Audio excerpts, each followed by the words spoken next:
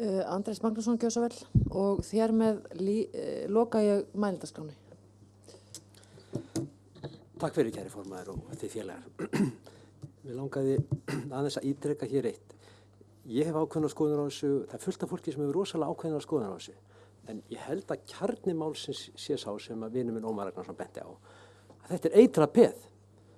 Við þurfum einhvern veginn að komast hjá því að það verði rifist þetta mál eða þetta fari í þjóðatkvæðagreiðslu. Og mér langar að benda á að þeir sem vilja alveg taka þetta út, það er rosalegt statement, það er ofsaleg árétting að taka þetta út, það mun ekki vera óumdeilt. Og Pavels ákvæði það er mjög gott, en það er samt verið að taka stjórnarskrá verndun frá einhverju sem fólk upplifir að hafi verið. Þannig það er líka rosalegt statement. Og þessi tillaga mín sem er hljómar kannski einkennilega, hún er samt tilraun til þess að snerta ekki eitraða peðið.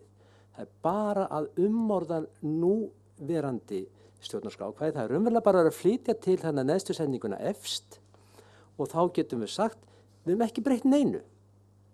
Við höfum bara raunverulega áréttað að þessi grein var alltaf í B-klassa. Hún var aldrei til eða hún var alltaf, að þetta hafði aldrei stjórnarskrákvæði þó þetta stæði í stjórnarskránni. Og þar með höfum við, að mínum mati, eins og ég sé það núna svona, það getur breyst, en þar með að mínum mati erum við að forðast að taka í hið eitraða peð, að við erum ekki að breyta neinu, en við erum samt að gera það mögulegt að þetta fari fyrir þjóðaratkvæðagreiðslu með því sem við ætlum að skrifa um þjóðaratkvæðagreiðslu, bara til þess að útskýra þetta.